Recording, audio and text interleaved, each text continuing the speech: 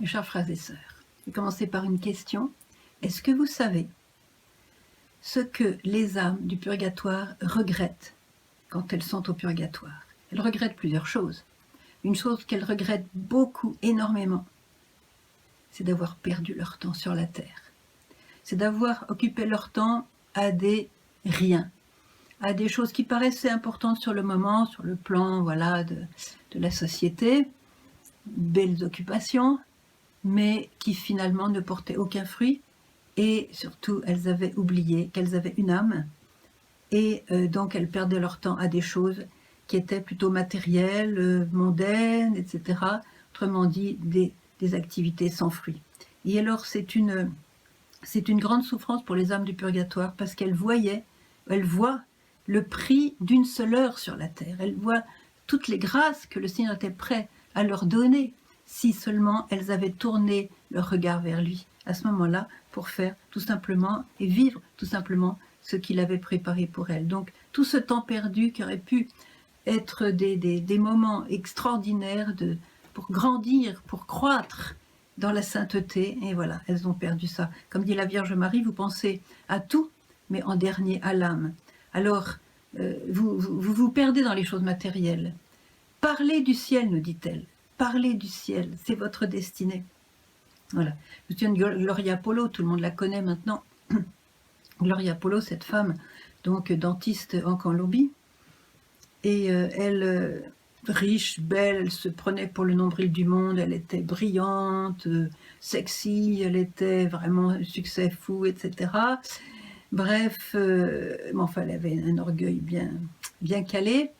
Eh bien, allez, hop, foudroyée.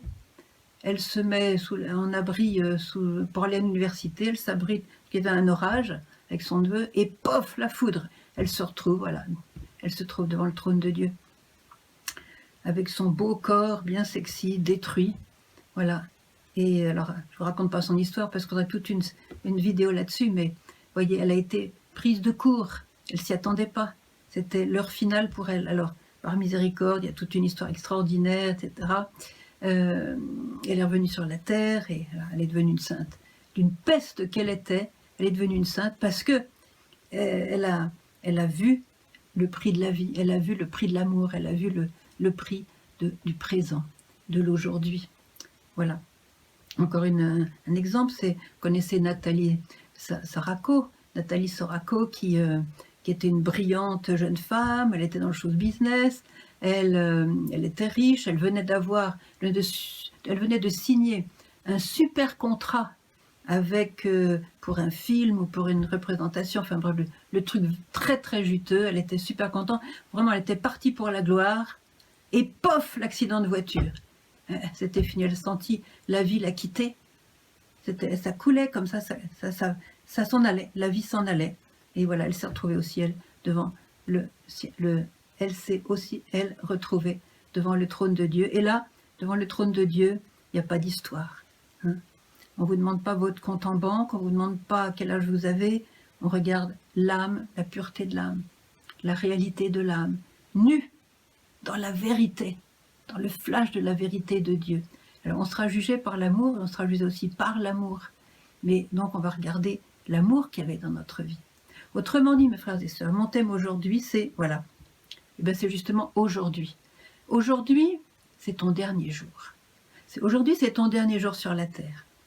Aujourd'hui, c'est la dernière occasion que tu as de tout faire bien, d'aimer, de pardonner, de louer Dieu, de rendre grâce, d'adorer, de faire bien ton travail, d'être gentil avec les gens.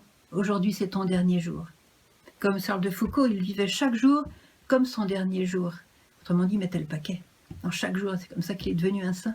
Il traînait pas, il faisait pas des bricoles, allez, chaque jour. Alors aujourd'hui, je vais mettre le paquet parce que dans l'amour, parce que c'est vraiment la dernière fois que j'ai l'occasion.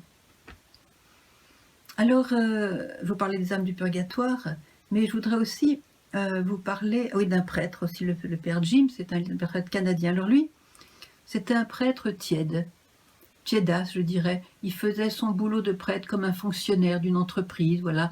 sa petite messe, voilà, et puis il avait des biens matériels, il était quand même assez adulé comme prêtre, à l'époque c'était encore comme ça. Voilà, une petite employée d'entreprise, un sacerdoce sans intimité avec le Seigneur. Je ne sais pas ce qu'il pouvait donner aux gens, puisqu'il n'avait pas d'intimité avec le Seigneur, vu qu'il priait pratiquement pas. Et donc voilà, son petite vie pépère, bien confortable, voilà, en Amérique du Nord, avec tout ce qu'on... Voilà. Pof, l'accident de voiture. Il s'est retrouvé pareil devant le Seigneur. Ben, quand il est revenu, il y en a quand même qui reviennent, vous voyez, c'est quand même sympathique, comme ça on a leur témoignage. Tous disent la même chose, hein. Tous disent la même chose. Mais qu'est-ce que j'ai fait? À quoi j'ai employé mon temps? Mais qu'est-ce que j'ai fait du don de la vie que j'avais reçu? Alors il est revenu sur terre, il est resté blessé avec il boite. Et maintenant, alors c'est un saint prêtre, et il dit, mais n'attendez pas avant de donner votre vie à Dieu. C'est maintenant, c'est aujourd'hui que vous allez vivre votre vocation. Donnez aujourd'hui votre vie à Dieu. Il parle beaucoup pour les jeunes, et alors là, les jeunes sont vraiment saisis. C'est aujourd'hui, chers jeunes, qu'il faut donner votre vie à Dieu. Alors, comme c'est mon dernier jour aujourd'hui, hein, eh bien, je vais bien faire les choses. D'abord, il y a plusieurs choses qu'on doit, disons, vérifier. On va passer un petit peu en revue. Est-ce que j'ai bien préparé mon testament? Est-ce que j'ai mis à jour mon testament? Mon testament doit être aussi un acte d'amour. Attention de ne pas léser un fils pour finalement privilégier un autre, etc. Vous voyez, pour éviter les conflits d'héritiers, parce que ça serait aussi un manque d'amour, un manque de charité, et on serait responsable d'une guerre entre les enfants, les héritiers, etc. Alors faites votre testament avec Jésus à gauche, Marie à droite, qui vous conseilleront, voyez, et révisez régulièrement pour le mettre à jour, voyez. Ensuite, passez au scanner votre vie passée et les pardons que vous avez à donner. Est-ce qu'il y a encore des personnes que vous ne pouvez pas encadrer? Est-ce qu'il y a des personnes à qui vous avez fait du mal, vous n'avez pas demandé pardon encore? Est-ce qu'il y a des personnes qui vous veulent du mal et que vous n'avez pas pardonné, etc. Je me souviens d'un exemple magnifique ici dans le village, c'était à la fin des années 80, donc vous voyez, c'est en fait en 89, voilà. Dans une ferme du village, il y avait un certain Yaakov qui avait 2 fils. Non, en fait, il avait 2 fils et une fille aussi. Donc les fils vivaient avec lui. Et alors, il a eu un cancer de l'estomac. Et ce cancer de l'estomac, au début, était bien soigné, il n'y avait pas vraiment trop de problèmes, bon, il était bien soigné. Alors que tout allait bien apparemment. Voilà qui dit à ses fils, je vais me coucher et vous allez appeler un par un tous les gens, tous nos amis et tous les membres de la famille. Mais papa, qu'est-ce qui se passe? Pourquoi tu fais ça? Je ne vous demande pas votre avis, je veux voir tous les membres de ma famille, un par un, et nos amis proches, et nos voisins. Bon, alors à l'époque, l'autorité du père, ça plaisantait pas. Alors c'est ce qu'ils ont fait. Chacun est venu et en fait ce qu'il a dit, c'est qu'il a demandé pardon à chacun en privé pour des conflits, des heurts, des blessures, des vieilles histoires, un vieux contentieux, etc. de la famille. Il a demandé pardon à tout le monde, à chacun en particulier. Dans la nuit, il est mort. Et il n'y avait aucun signe qu'il allait mourir. Dans la nuit, il est mort. Et c'est très beau, ces gens qui ont vécu toujours avec la nature, qui n'avaient rien, qui étaient vraiment la pauvreté, le tabac, le communisme, enfin vraiment, les chrétiens avaient beaucoup de mal ici. Donc, alors ils gardaient les moutons, ils faisaient le tabac, ils connaissaient les secrets du ciel, de la pluie, de la neige, du vent, de l'été, de l'hiver. Voilà, ils connaissaient les lois de la nature. Ils étaient tellement proches de la nature, j'en connais d'autres comme ça, qu'ils ont pressenti leur mort, vous voyez, parce qu'ils n'étaient pas encombrés avec l'internet, avec les iPhones et voilà, et toutes ces choses-là qui finalement nous prennent beaucoup de temps, vous voyez. Donc il a été à l'écoute, ce jour-là, il a été à l'écoute et en quelque sorte le Seigneur lui donnait un signe, je ne sais pas comment, que c'était la fin, qu'il avait réglé ses comptes avec tous ces gens pour que, arrivé là-haut, il soit clean, vraiment, vraiment clean, qu'il ait vraiment fait tous ses pardons, vous voyez. N'oubliez pas, on sera jugé sur l'amour et par l'amour. Je connais une autre histoire aussi, là c'est un petit peu dans relationnel, une certaine américaine, une amie, Kathleen Long, qui habite Chicago, et on a été souvent chez elle pour des conférences, etc. Et elle est d'origine irlandaise et sa sœur était encore en Irlande. Et autant Kathleen était une grande fervente, elle priait beaucoup, très attachée au Seigneur, elle faisait beaucoup de bien autour d'elle, elle rayonnait vraiment. Et la fille la sœur qui était restée en Irlande, c'était tout autre chose. Elle venait de temps en temps à la messe du dimanche, elle se confessait jamais. Elle vivait, ma foi, comme ça, voilà. Et Kathleen était très inquiète pour sa sœur. Alors, elle avait fait un voyage en Irlande, comme tous les ans, pour voir sa famille. Elle avait vu sa sœur dans quel état elle vivait, donc elle était inquiète. Et puis, elle a essayé de lui parler du Seigneur, ça n'a pas marché, rien. Bon, elle est repartie aux États-Unis, donc à Chicago. Eh bien, le lendemain de son arrivée à Chicago, le Seigneur lui parle au cœur en disant « Retourne chez toi ». Comment ça, le Seigneur, j'en viens? Je ne vais pas retourner en Irlande maintenant, j'en reviens, j'ai fait mon « Retourne chez toi ». Bon, elle a l'habitude d'obéir au Seigneur. Elle prend le premier avion, elle arrive là-bas, elle trouve sa sœur, comme elle l'avait quittée. Il décide de faire un déjeuner, puis elle va voir le curé du village, qui est en fait un ami de la famille. Elle lui dit « Père Louis, écoutez, vraiment, demain, venez déjeuner et faites tout pour que ma sœur se confesse, parce que vraiment, là, il faut qu'il le fasse. » Alors, oui, il est invité, tout ça. Et puis le lendemain, donc, elle dit à sa sœur, tiens, on a invité le père untel, il sera content, il est quand même gentil, sympathique, il est un peu rigolo, il racontait des histoires, donc tout le monde l'aimait bien. Et alors, le déjeuner se passe, et puis Kathleen dit à sa sœur, écoute Mary, tiens, il y a le père est là, pourquoi tu ne te confesserais pas? Oh, laisse-moi tranquille avec ta confession, ton bon Dieu, etc. Écoute, il est là, ça va. Tu n'auras rien à perdre et tout à gagner. Et c'est une question ça ne va pas durer 1 heure. Allez, va te confesser. Alors elle s'est confessée et le prêtre a su la prendre il a su la prendre par le meilleur de son âme. La confession a duré un certain temps. Elle a révisé vraiment tout ce qu'il fallait réviser. Voilà. Et voilà, puis elle s'est confessée. Ouais, c'est bien, elle a reçu l'absolution. Bon, Catherine décide de rentrer chez elle. Elle n'avait pas à traîner dans sa famille. Elle avait déjà vu sa famille. Donc elle rentre à Chicago. Elle rentre chez elle. Elle rentre chez elle. Et le soir, elle reçoit un télégramme que sa sœur était morte. Et elle a compris pourquoi le Seigneur lui avait dit « Dépêche-toi de rentrer chez toi ». Elle l'avait fait. Voyez l'important d'avoir le courage de dire les choses. Va te confesser, t'en as besoin. Ah, laisse-moi tranquille. Allez, va te confesser, il y a un prêtre qui est là, tu ne vas pas rater l'occasion, tu n'as rien à perdre, tu as tout à gagner.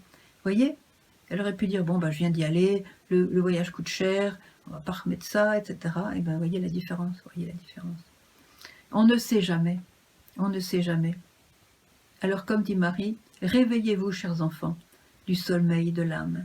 On est, comme dit Marie, vous vous perdez dans les choses matérielles. On est obnubilé, on est pris, on est saisi, on est immergé dans les choses matérielles, dans les choses du monde, dans les choses à faire. L'important, c'est d'être. Et quand on est, on fait aussi. La Vierge Marie devait être très active dans son village de Nazareth. Elle n'était pas là, assise en adoration toute la journée. Quant à Joseph, n'en parlons pas. Voyez, ils ont beaucoup travaillé. Ils ont travaillé dur. Mais l'âme d'abord, l'âme d'abord. En fait, on n'a qu'aujourd'hui. Vous savez, aujourd'hui, beaucoup ont peur de l'avenir, de ce qui va se passer. Il y a toutes sortes de prophéties, etc. Il y en a qui sont justes, il y en a qui sont fausses. Bon, on essaiera de faire le tri. Mais une chose est sûre, c'est que pour faire l'avenir, mon avenir va dépendre de ce que je suis et de ce que je fais aujourd'hui. C'est aujourd'hui que je tisse mon avenir. Mais si je quitte aujourd'hui pour penser à autre chose, je vais penser au passé, je vais penser au futur, etc., je quitte aujourd'hui, eh bien, je rate mon aujourd'hui. Je n'aide pas le passé parce que de toute façon, il est passé, mais je rate mon futur parce que je n'ai pas saisi la grâce qui tombait aujourd'hui sur moi. La grâce, elle tombe plus sur le passé. La grâce, elle tombe aujourd'hui sur moi. Elle tombe pas aujourd'hui pour demain, elle tombe aujourd'hui pour aujourd'hui. C'est comme quelqu'un qui prendrait une douche de grâce, vous voyez. Alors il ouvre le robinet pour prendre sa douche. Ben, dommage, il se met à côté de la douche, il ne reçoit pas l'eau. Il se met à côté de la douche, il n'est pas mouillé, il n'est pas lavé. Mais la douche, elle est là. Eh bien, avec le Seigneur, c'est pareil. La douche, elle est aujourd'hui. Je vais la recevoir aujourd'hui. voyez. Et si je la reçois aujourd'hui, je vais me construire, je vais croître intérieurement par cette fidélité à aujourd'hui, la grâce d'aujourd'hui, et ainsi je me construis pour l'avenir, et je construis mon avenir, voyez. Et cette course à la connaissance et les informations pour l'avenir, le Seigneur n'aime pas ça, la Vierge l'a dit. Myriana me l'a dit. La Vierge est peinée lorsque les pèlerins arrivent ici à Medjugorje. Qu'est-ce qu'elle a dit sur le futur? Qu'est-ce qu'elle a dit sur l'avenir? Qu'est-ce qu'elle a dit sur les châtiments? La Vierge n'aime pas ça. Mais aujourd'hui, sois converti. Aujourd'hui, écoute la voix de Dieu. Alors je terminerai par cette parole, avant de passer la parole à notre cher invité aujourd'hui, qui est le Père Jacques Philippe, que vous connaissez bien, surtout par ses livres, et qui va un petit peu continuer ce que je vous ai dit. Et je voudrais simplement terminer en disant, mon passé ne reviendra pas, mon avenir n'est pas encore là, alors je n'ai que aujourd'hui pour aimer. Alors Jacques, ton heure est venue, à toi. Et il faudrait commencer par vous raconter une petite anecdote, une certaine expérience simple, mais que je voudrais vous partager. Donc que j'ai vécu il y a quelques années, peut-être une dizaine d'années. Donc j'étais dans une maison de la communauté du sud de la France, une maison de formation pour des responsables. Et puis un dimanche, j'avais une journée relativement libre. J'avais simplement la messe à célébrer pour la communauté en fin de matinée. Et donc, comme j'essayais de faire assez souvent, donc j'ai pris un long temps de prière, de méditation, de l'écriture, des textes de la messe, donc dans la matinée. Puis en fait, donc l'évangile qui était proposé ce jour-là, hein, c'était cet évangile de Saint Luc, hein, qui nous raconte l'histoire de cet homme qui avait fait de grandes récoltes très abondantes. Et puis, il se disait, mais qu'est-ce que je vais faire de toutes ces richesses que j'ai à ma disposition? Eh bien, je vais construire des greniers, des nouveaux greniers pour y mettre toute ma récolte. Et puis, maintenant que j'ai des biens en abondance, je suis tranquille jusqu'à la fin de ma vie, je vais manger, boire et bien profiter de l'existence. Hein, et vous savez que, donc, Jésus, quand il raconte cette parabole, il continue en disant la chose suivante, donc que Dieu a parlé à cet homme, en lui disant, tu es fou, hein, cette nuit même, on va te redemander ta vie. Et ce que tu auras accumulé, qui l'aura? Voilà ce qui arrive à celui qui amasse pour lui-même, au lieu d'être riche en vue de Dieu. Donc il y a cette phrase là, dans l'Évangile, cette nuit même, on va te redemander ta vie.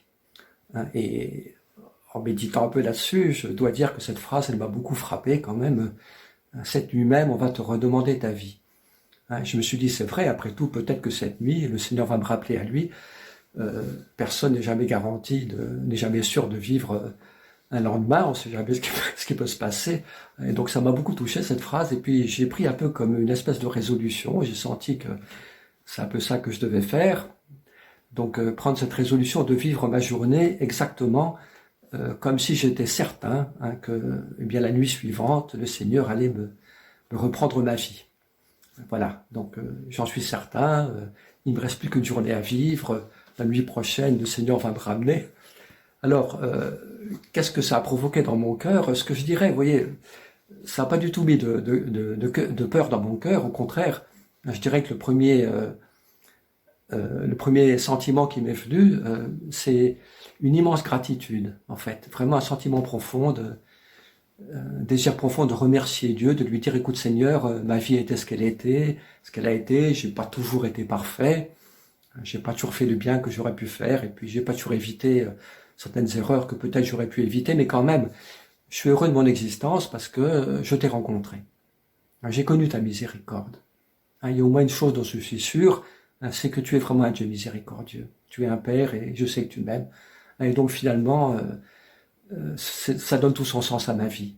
Même si elle doit se terminer ce soir, eh bien, je suis content de ma vie. Pourquoi? Non pas parce que j'ai fait des choses extraordinaires, mais je suis content de ma vie tout simplement parce que j'ai rencontré ton amour.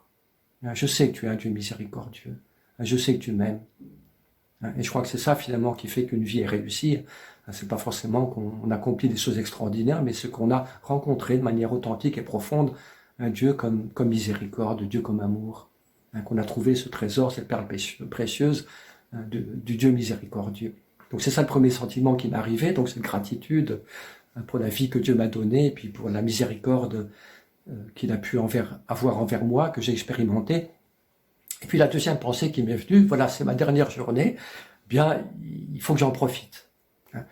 Il faut que j'en profite justement pour aimer au maximum. Je me suis dit, voilà, il y a les frères et sœurs de la communauté qui sont avec moi, bien, comme je vais partir cette nuit, bien, il faut qu'ils gardent un bon souvenir de moi. Donc, il faut vraiment qu'aujourd'hui, je pratique l'amour fraternel de manière tout à fait particulière.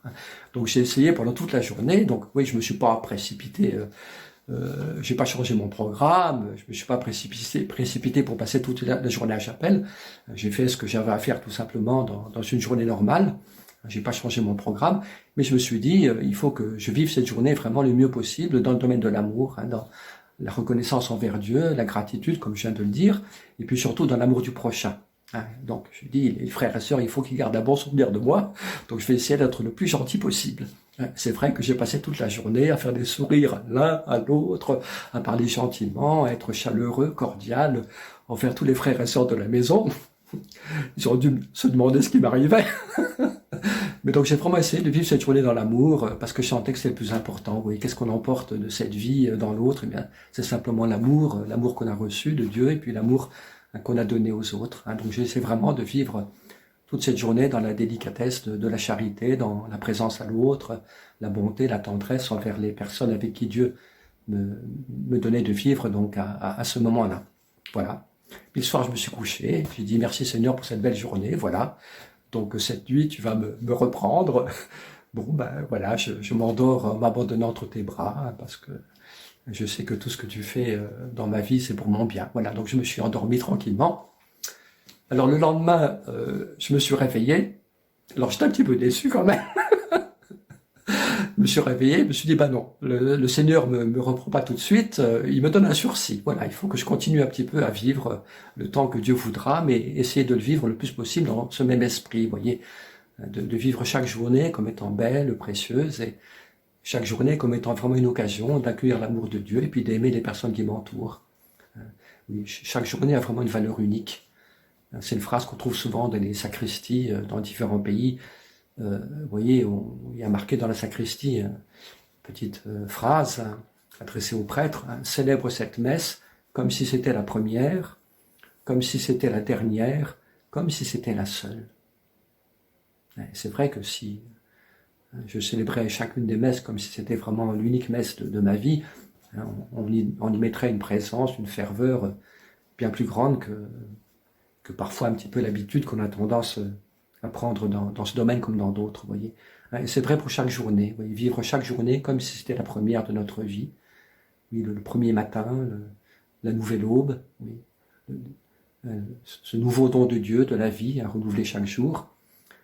Oui, comme si c'était la première, comme si c'était la dernière, et comme si c'était l'unique journée de mon existence. Et quand on comprend ça, ça ne conduit pas du tout à la peur, au stress, mais au contraire, ça conduit à donner à chaque journée bien une certaine intensité, une certaine valeur, vous voyez.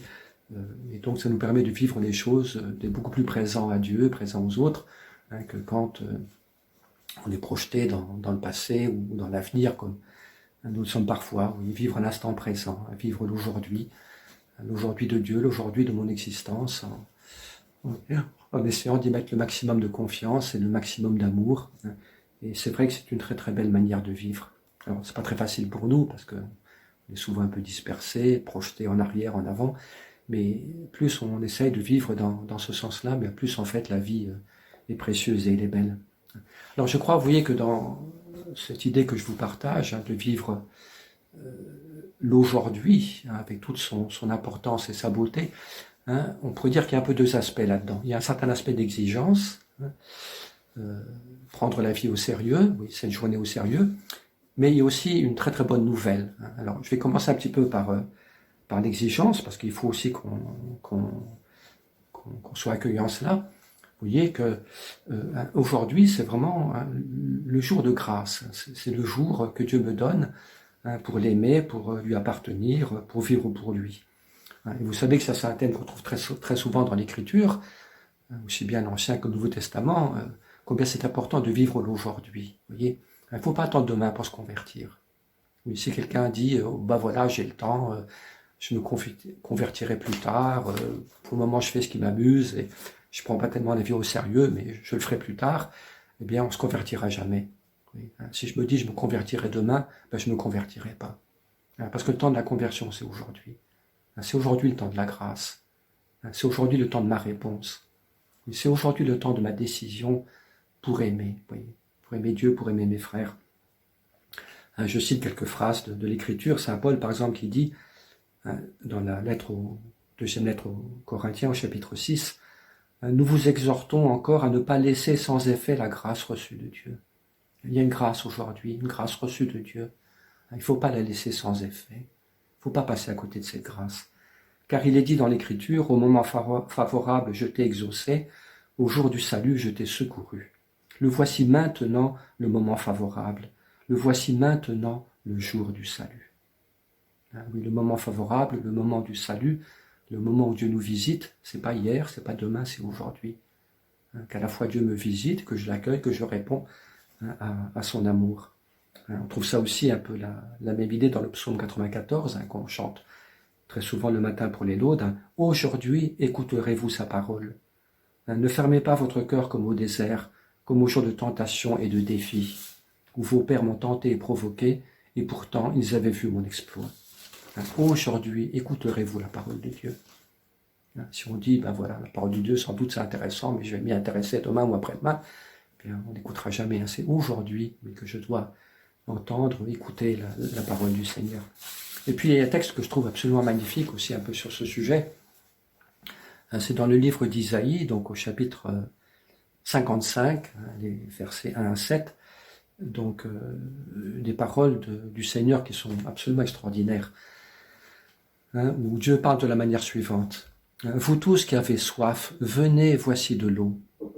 Même si vous n'avez pas d'argent, venez acheter et consommer. Venez acheter du vin et du lait sans argent, sans rien payer. Pourquoi dépenser votre argent pour ce qui ne nourrit pas, vous fatiguez pour ce qui ne rassasie pas? Écoutez-moi bien, et vous mangerez de bonnes choses, vous vous régalerez de viande savoureuse.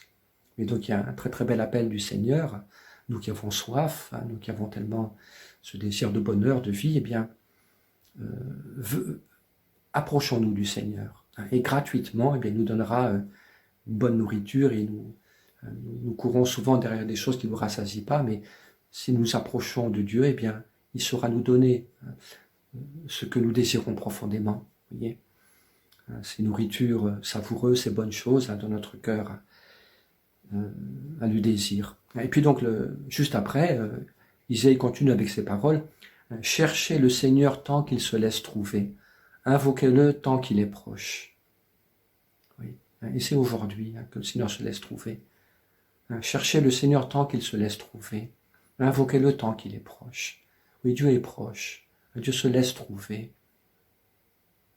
Surtout dans les temps que nous vivons actuellement, où un peu toute la fragilité du monde est assez évidente. C'est vraiment un temps favorable pour nous approcher de Dieu, pour trouver en lui les nourritures qui peuvent nous rassasier, oui, la sécurité, la paix profonde, la joie du cœur, la liberté que nous désirons. C'est aujourd'hui que Dieu se laisse trouver, se laisse rencontrer, qu'il est proche de nous. Que le méchant abandonne son chemin et l'homme perfide ses pensées, qu'il revienne vers le Seigneur qui lui montrera sa miséricorde, vers notre Dieu qui est riche en pardon. Et aujourd'hui, Dieu se laisse trouver. Aujourd'hui, Dieu entend notre prière. Aujourd'hui, Dieu nous invite à la conversion. Abandonne le chemin du péché, le chemin du mal.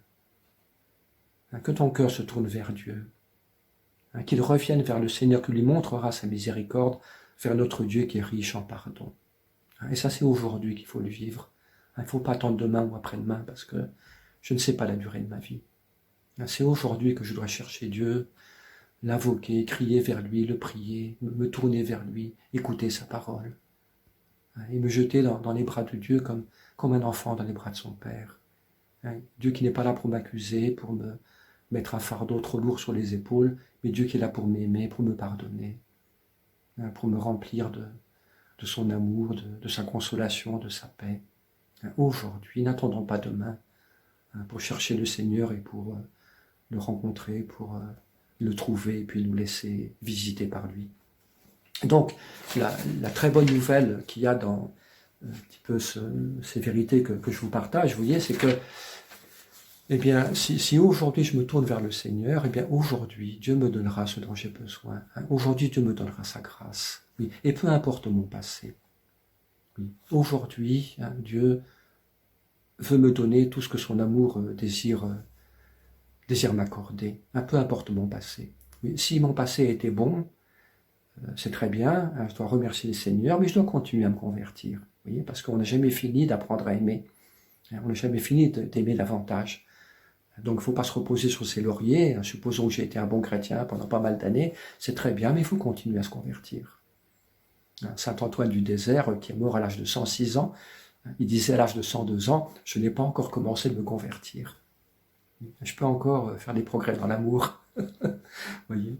Donc oui, c'est très bien que mon passé était un passé de bon chrétien, je dois remercier le Seigneur, mais il ne faut pas que je me pense dispensé de conversion, d'aimer plus intensément, plus purement, parce que mon passé était correct. Vous voyez. Mais et dans le cas inverse, vous voyez, donc, à supposer que mon passé n'ait pas été bon, que j'ai été pécheur, que j'ai commis le mal, eh bien Dieu ne veut pas me condamner. Dieu ne veut pas m'enfermer dans le mal que j'ai commis. Mais Dieu me dit, écoute mon enfant, aujourd'hui, tourne-toi vers moi. Aujourd'hui, renonce au mal. Aujourd'hui, décide-toi. Décide-toi à me faire confiance. Décide-toi à espérer en moi. Décide-toi à aimer aujourd'hui. Je ne tiens pas compte de ton passé. Si aujourd'hui tu décides vraiment, eh bien tu auras toute la grâce dont tu as besoin. Toute la richesse de mon amour, toute la richesse de ma miséricorde, tu vas la recevoir aujourd'hui, peu importe ton passé. Ce qui importe, c'est qu'aujourd'hui, tu te tournes vers moi. Et ça, c'est une très très bonne nouvelle, vous voyez, on n'est pas prisonnier de son passé.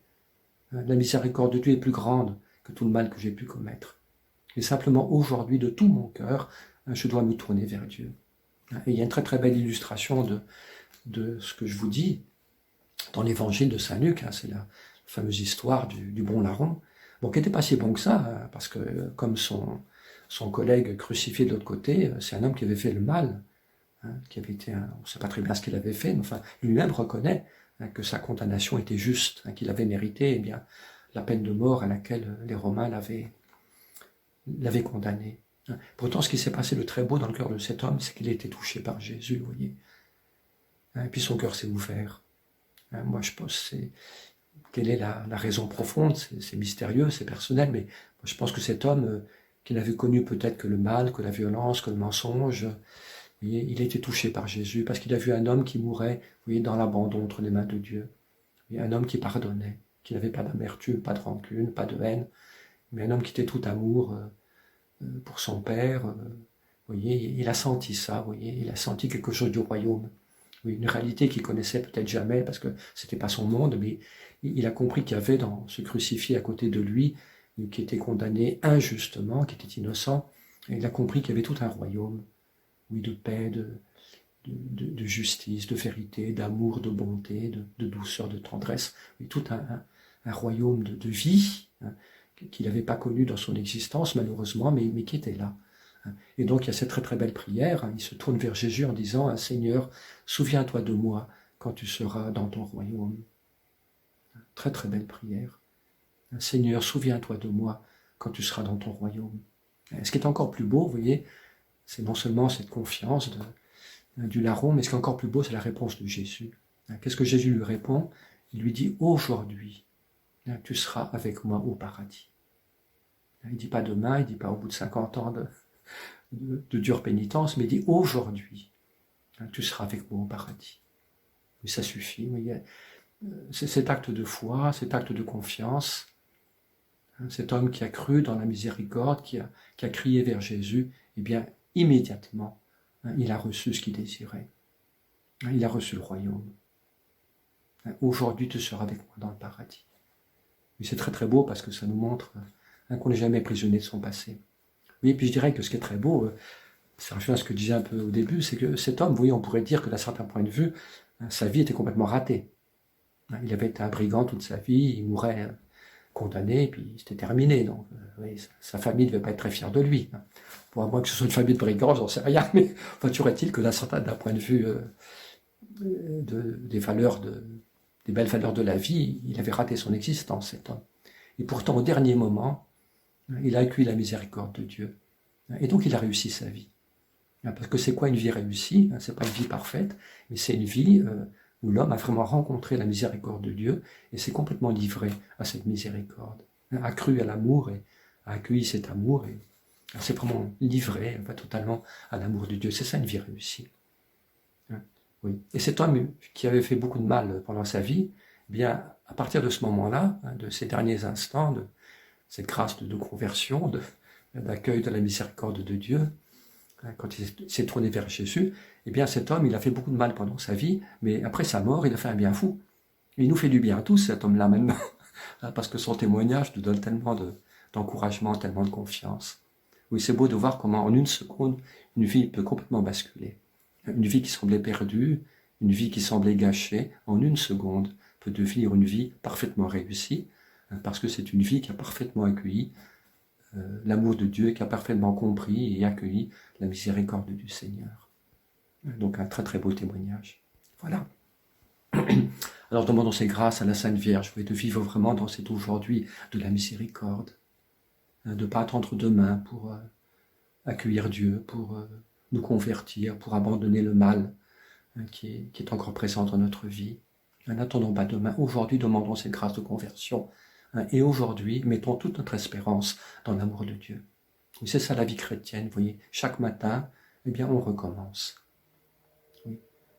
Si la journée d'hier a été bonne, tant mieux. Si elle n'a pas été très bonne, bon, je ne me désespère pas. Mais aujourd'hui, à chaque matin, je me décide à nouveau. Je me décide à croire. Je me décide à espérer. Je me décide à aimer. Pour 24 heures, pour une journée, pas plus. Et puis demain, on recommence. C'est comme ça que de jour en jour, eh bien, on avance vers le royaume, on marche avec le Seigneur, et puis on s'aperçoit que la grâce de Dieu est fidèle et qu'elle nous accompagne. Ma vie.